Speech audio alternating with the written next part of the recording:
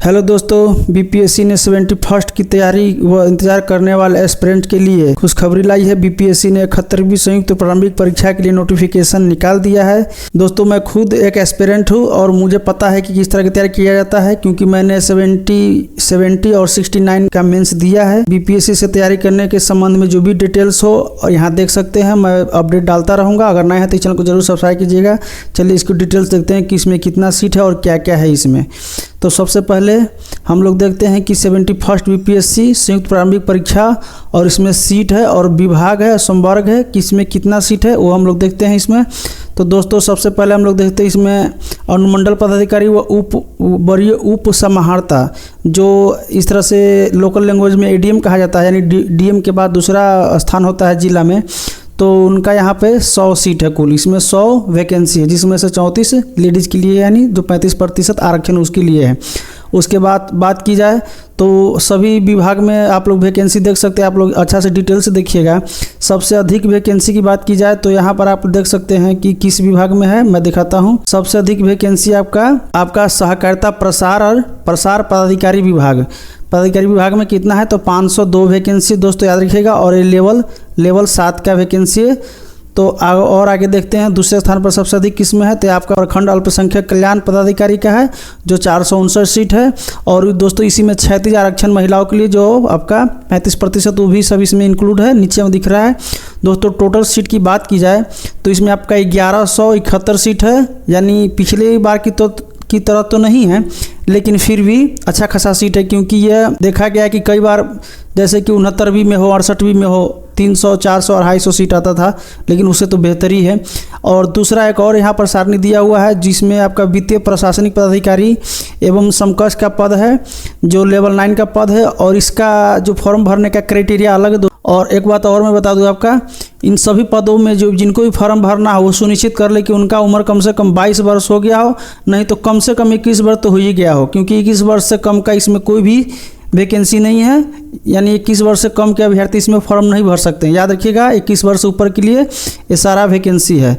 दोस्तों इसमें हम लोग देखें तो यहाँ पर पात्रता दिया गया है, यानी योग्यता, शैक्षणिक योग्यता क्या है तो आपका 71वीं संयुक्त प्रारंभिक प्रतियोगिता परीक्षा में जो फॉर्म भरेंगे उनका योग्यता है मान्यता प्राप्त विश्वविद्यालय से स्नातक या समतुल्य परीक्षा उत्तीर्ण होना चाहिए। याद रखिएगा, उत्तीर्ण होना चाहिए, अपीयरिंग वाला नहीं इसमें डाल सकते हैं। यानी किसी विश्वविद्यालय से आपका स्नातक होना चाहिए, पास होना चाहिए। और ये आपके आ गया संयुक्त प्रारंभिक परीक्षा में इनके लिए फॉर्म भरना है। वहीं आपका वित्तीय प्रशासनिक पदाधिकारी है, उनके लिए आपका वाणिज्य, अर्थशास्त्र, गणित या सांख्यिकी में से किसी एक विषय में स्नातक की डिग्री प्राप्त होना चाहिए। जनरल बीए वाला इसमें नहीं भर सकते, इसमें विशेष योग्यता चाहिए, जो कि यहाँ पर दिया हुआ है। आप लोग इसे अच्छा से देखिएगा। और हम लोग देखते हैं इसमें और क्या डिटेल्स है दोस्तों, जो हमारे काम का है। यहाँ पर हम लोग देख सकते हैं आरक्षण की बात की गई है।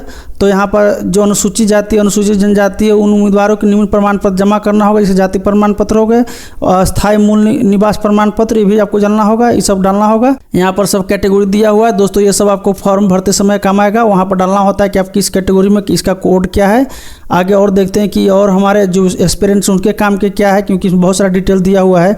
यहाँ पर दिया हुआ है महिलाओं के लिए है, महिला के पक्ष में आय एवं परिसंपत्ति प्रमाण पत्र, यानी महिलाओं के लिए आय प्रमाण पत्र, पति के साथ रहने की स्थिति में उनके पति के अस्थायी निवास से निर्गत होगा, परंतु इस विवाहित महिला का अपने पिता के अस्थायी निवास के आधार पर निर्गत आवास प्रमाण पत्र प्रस्तुत करना होगा। यानी आय प्रमाण पत्र पति के निवास स्थान से संबंधित होना चाहिए, लेकिन आवास प्रमाण पत्र उनके पिता के आधार पर होना चाहिए। याद रखिए दोस्तों, ये थोड़ा सा अलग है, इम्पोर्टेंट है, जिसमें स्पष्ट होना चाहिए, विवेचित होना चाहिए कि महिला विवाहित है, बिहार राज्य के मूल निवासी है, ये सब स्पष्ट होना चाहिए उसमें दोस्तों। याद रखिएगा। उम्र की सीमा यहाँ दिया गया हुआ है, तो आपका 1/8/25 को न्यूनतम आय उम्र आपका 21 वर्ष होना चाहिए। याद रखिएगा, न्यूनतम उम्र आपका 21 वर्ष होना चाहिए। 22 वर्ष वाले की भी फॉर्म भर सकते हैं, लेकिन अगर इस वैकेंसी में फॉर्म भरना है आपको तो कम से कम 21 वर्ष तो उम्र होना ही चाहिए। और अधिकतम आपका समान वर्ग के लिए 21 वर्ष है। अनारक्षित महिला, पिछड़ा वर्ग व अत्यंत पिछड़ा वर्ग के पुरुष महिलाओं के लिए आपका 40 वर्ष है। वहीं अनुसूचित जाति अनुसूचित जनजाति पुरुष व महिलाओं के लिए 42 वर्ष है। दोस्तों याद रखिएगा। क्या क्या और जरूरत है यहाँ, आयोग द्वारा मैट्रिकुलेशन यानी मैट्रिक को समतुल्य प्रमाण पत्र अंकित उम्मीदवार की जन्म तिथि को मान्यता दी गई, यानी मैट्रिक में आपका जो जन्म तिथि है उसी को आयोग मान्यता देगी, ऐसा आयोग कह रही है। आगे हम लोग देखते हैं, बिहार राज्य सरकार के सेवकों के प्रतियोगिता परीक्षा में भाग लेने के लिए, उनके लिए है जो बिहार राज्य सरकार में किसी न किसी पद पर अपना जॉब कर रहे हैं, उनके लिए है। नियमित नियुक्ति हेतु निर्धारित अधिकतम आयु सीमा 5 वर्ष है, यानी उनको 5 वर्ष की छूट मिलेगी, पूर्वत अनुमान होगी, परंतु उक्त आयु सीमा के छूट अवधि में प्रतियोगिता परीक्षा में शामिल होने के अनुमति तभी दी सकेगी जब उनके द्वारा अधिकतम जो बिहार सरकार के कर्मचारियों का 5 वर्ष का नियम लागू है वो पार न हो। अगर वो पार हो गया तो उम्र में कोई छूट नहीं मिलेगा। दोस्तों याद रखिए। आगे देखते हैं दोस्तों, और क्या जरूरी है हमारे लिए जो जनरल विद्यार्थी उनके लिए। शारीरिक क्षमता, तो यहाँ पर देख सकते हैं उम्मीदवार स्वस्थ सुगठित शरीर वाला हो और सक्रिय हो, उसे किसी भी ऐसे शारीरिक दोष या मुक्त होना चाहिए जिसमें कर्तव्यों का भली भांति पालन करने में बाधा हो, यानी शारीरिक रूप से स्वस्थ होना चाहिए। शुल्क की बात की जाए, इंपॉर्टेंट यहाँ है शुल्क है। अभ्यर्थी को प्रत्येक परीक्षा यथार्थ 71st संयुक्त प्रारंभिक परीक्षा में बायोमेट्रिक फीस के रूप में 200 रुपये देना होगा। सामान्य अभ्यर्थी के लिए 600 रुपये फीस रखा गया फॉर्म भरने के लिए। केवल बिहार राज्य के अनुसूचित जाति अनुसूचित जनजाति के लिए आपका 150 रुपये, यानी बिहार के जो भी अनुसूचित जाति अनुसूचित जनजाति है उनके लिए यहाँ पर आपका 150 रुपये फीस रखा गया। वहीं आपका जो महिला है आरक्षित अनारक्षित सभी महिलाओं के लिए उनके लिए भी 150 रुपये रखा गया है। दिव्यांग के लिए जो 40% से अधिक जिनका दिव्यांगता है उनके लिए भी आपका 150 रुपये रखा गया है। अन्य सभी उम्मीदवार के लिए 600 रुपया यहाँ फीस रखा गया है इस फॉर्म को भरने के लिए। और आगे हम लोग देखते हैं क्या इसमें दोस्तों, नोट में लिखा हुआ, वैसे अभ्यर्थी जिनके द्वारा ऑनलाइन आवेदन में पहचान पत्र के रूप में आधार संख्या अंकित किया जाता है उन्हें बायोमेट्रिक फीस 200 रुपया अतिरिक्त शुल्क का भुगतान नहीं करना होगा। यानी अगर आप आधार कार्ड भरते हैं फॉर्म डालते समय आधार कार्ड अगर डालते हैं तो आपको अतिरिक्त 200 रुपया ये नहीं लगेंगे, ऐसा आयोग कह रही है। आगे देखते हैं दोस्तों और क्या क्या इसमें है जो हमें जानना चाहिए नए अभ्यर्थी को, तो और अच्छे से देखना होगा दोस्तों, ये वीडियो अच्छे से देखिएगा। तो एकीकृत संयुक्त प्रारंभिक परीक्षा के लिए परीक्षा संरचना देखते हैं दोस्तों। प्रारंभिक परीक्षा भाग 1 है, इसमें दोस्तों 2 घंटा समय मिलता है, याद रखिएगा 2 घंटा समय मिलेगा। कुल आपका 150 प्रश्न भी होंगे और 150 अंक भी होगा, दोस्तों याद रखिएगा। वहीं आपका प्रत्येक गलत उत्तर के लिए आपका 1/3 अंक काट लिए जाएंगे, नेगेटिव मार्किंग इसमें है दोस्तों, तो याद रखिएगा। वहीं प्रारंभिक परीक्षा में पास हुए उम्मीदवार अगले एग्जाम के लिए 10 गुना रिजल्ट दिया जाएगा मेंस के लिए। प्रारंभिक परीक्षा में 10 गुना रिजल्ट दी जाएगी मेंस के लिए, तो याद रखिए कोटिवार ये आपका रिजल्ट दी जाएगी। आगे हम लोग देखते हैं दोस्तों, इस परीक्षा में जो नियम बनाए गए हैं आपको 40% पिछड़ा वर्ग के लिए सामान्य वर्ग के लिए आपका 40%, पिछड़ा वर्ग के लिए आपका है 36.5%, अत्यंत पिछड़ा के लिए 34%, वहीं अनुसूचित जाति अनुसूचित जनजाति के लिए आपका 32% न्यूनतम अंक आपको लाना पड़ेगा। इससे अगर कम अंक लाते हैं तो आपका मूल्यांकन नहीं होगा कॉपी का और आपका रिजल्ट नहीं बनेगा। दोस्तों यहाँ मेंस के बारे में दिया हुआ है एग्जाम मुख्य परीक्षा के लिए। दोस्तों में आपका ये 71वीं संयुक्त परीक्षा के लिए है आपका, तो ये आपका पेपर 1 हो गया हिंदी, जिसमें 100 अंक होंगे और इसमें 30% आपका अंक, मैं थोड़ा सा इसको मिटा लूँ, हाँ इसमें आपका 30% अंक आपको लाना होगा दोस्तों, याद रखिएगा हिंदी में 30% अंक लाना है। ये मेंस में होता है, पेपर आपका होता है हिंदी का पेपर होता है एक ठो। वहीं आपका पेपर 2 देखें तो यह सामान्य अध्ययन का पेपर है और सामान्य अध्ययन का प्रश्न पत्र 1 हम लोग कहते हैं, लेकिन यहाँ पर 2 दिया हुआ है। तो पेपर 1 में आपका सामान्य अध्ययन का 300 अंक है, 300 अंक में से आपको जितना लाए उतना अच्छा रहता है। सामान्य अध्ययन पेपर 2 है, इसमें भी आपका 300 अंक है और निबंध इसमें आपका 300 अंक है। दोस्तों मैं आपको बता दूं कुल आपका 900 अंकों का एग्जाम होता है आपका हिंदी छोड़ करके 900 अंकों का एग्जाम होता है। इसमें से आप जितना ज़्यादा अंक लाएगा उतना ही आपका सिलेक्शन होने का संभावना अधिक रहता है। दोस्तों एक ठो आपका एक और परीक्षा होता है जिसे आप कहते हैं वैकल्पिक विषय, एक और होता है मेंस में भी होता है वैकल्पिक। ये लगभग 69वीं के बाद आया था, 69वीं में आया था।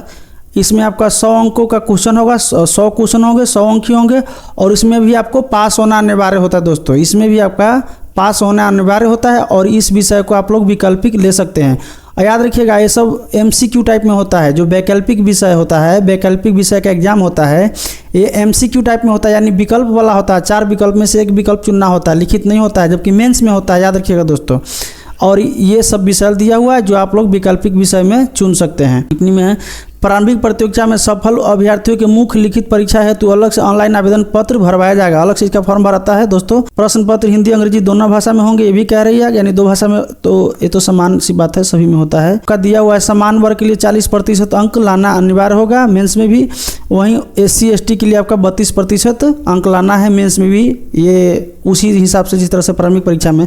दोस्तों मुख्य परीक्षा में अंकों के आधार पर व्यक्तित्व परीक्षण के लिए यानी इंटरव्यू के लिए बुलाए जाने वाले उम्मीदवारों की संख्या आध्यात्मिक रिक्तियों की, यानी जो भी रिक्ति है उसका 2.5 गुना रिजल्ट दिया जाता है मेंस में। याद रखिएगा दोस्तों, पीटी में 10 गुना रिजल्ट दिया जाएगा, मेंस में 2.5 गुना रिजल्ट दिया जाएगा इंटरव्यू के लिए, और उसके बाद से फाइनल कट ऑफ बनता है इंटरव्यू में। दोस्तों ये एक बात याद रखिएगा, इंटरव्यू के लिए यहाँ पर आयोग 120 अंक निर्धारित किया गया है। इसमें से जो जितना अंक ला ले उतना अच्छा रहता है। आगे हम लोग देखते हैं और क्या जरूरत है। हाँ, मेधा सूची की बात की जा रही है। 71वीं संयुक्त प्रारंभिक परीक्षा 900 अंकों का सामान्य अध्ययन, प्रश्न पत्र 1, प्रश्न पत्र 2 समान, वहीं द्वितीय और निबंध 300 का यहाँ जो मैंने पहले बताया है, और एक ठो समान साक्षात्कार के लिए 120, यानी कुल मिलाकर के 900 तो ये हो गया आपका जो लिखित परीक्षा में हो गया, प्लस 120 अंक हो गया, कुल मिलाकर के आपका 1020 अंकों पर फाइनल मेरिट बनता है दोस्तों। तो ये आप लोग याद रखिएगा और बेहद इंपॉर्टेंट है क्योंकि नए अभ्यर्थियों को ये सब नहीं पता होता है। कुल मिलाकर के दोस्तों 900 हो गया आपका मुख्य परीक्षा में मिलेंगे, और प्लस अगर आप मुख्य परीक्षा पास करते हैं, 900 परीक्षा का परीक्षा होगा, इसमें से जितना भी अंक लाते हैं उस आधार पर अगर आगे के लिए सिलेक्शन होता है तो इंटरव्यू में 120 अंक होता है कुल, और इसमें से आप जितना भी अंक लाइएगा उस आधार पर आपका मेधा सूची बनेगा और रिजल्ट बनेगा फाइनल। हाँ, फॉर्म की डेट कब से, मेन बात तो यहाँ है। ऑनलाइन आवेदन प्रारंभ करने की तिथि 2/6 से दोस्तों फॉर्म भरा गया, याद रखिएगा 2/6 से VVI बात है ये।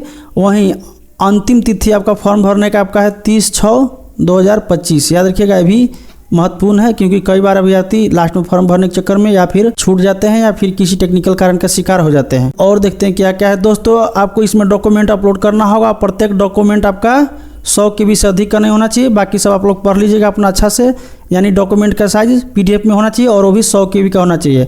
आपका हस्ताक्षर 15 KB से अधिक का नहीं होना चाहिए। हिंदी इंग्लिश में हस्ताक्षर अपलोड करना है दोस्तों। आपको एक फोटो, लाइव फोटो खींच के ऊपर अपलोड करना होता है जो वेब कैम से होता है। फॉर्म भरिएगा तो उसमें पता चल जाएगा। OTR यानी 1 टाइम रजिस्ट्रेशन, जो पुराने अभ्यर्थी उनका तो है, नए अभ्यर्थी के लिए यहाँ पर सारा दिशा निर्देश दिया गया है। ईमेल ID होना चाहिए, मोबाइल नंबर होना चाहिए, OTP के लिए सब।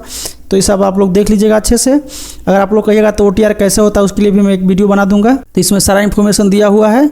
और नए अभ्यर्थी के लिए जो फॉर्म भरना है कि सारा डिटेल्स इसमें स्टेप बाय स्टेप इसमें आयोग इस बार दिया हुआ है, जो एक अच्छी बात है। जो नए अभ्यर्थी उनको नहीं पता होता है, यहाँ इंस्ट्रक्शन दिया हुआ है फॉर न्यू अप्लीकेंट, यानी नए अभ्यर्थी के लिए किस तरह से कहाँ क्या क्या करना उनके लिए सारा इस पर स्टेप बाय स्टेप दिया हुआ है, आप लोग देख लीजिएगा।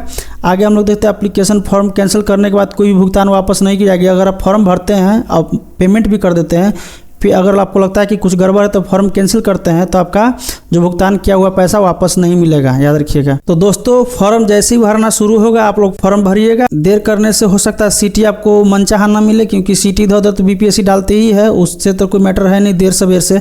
लेकिन जल्द जितना हो सके उतना अच्छा समय से फॉर्म भर दिया, क्योंकि लास्ट में टेक्निकल इश्यू होता है। तभी BPSC में हम लोगों ने देखा है कि इस तरह के बवाल हुआ था, फॉर्म भरने के समय नहीं भरा था, टाइम नहीं भरा था, कई आदमी फॉर्म नहीं भर पाया था लास्ट में। तो उस समस्या से बचने के लिए आप लोग समय से फॉर्म भर दीजिएगा। दोस्तों मैं भी एक BPSC एस्पिरेंट हूँ, मैंने 70वीं 69वीं का मेंस दिया है, इसलिए मुझे मेंस देने का ये सब आइडिया है। आप लोग इस चैनल पे बने रहिएगा। आगे मैं मेंस से संबंधित सारा डिटेल्स डालूंगा, किस तरह से मेंस लिखना वो सारा डिटेल इसमें मैं डालूंगा, और आपको BPSC से संबंधित सारा मार्गदर्शन इस चैनल पर मिल जाएगा। आप लोग नए हैं तो इस चैनल को सब्सक्राइब कीजिएगा। धन्यवाद।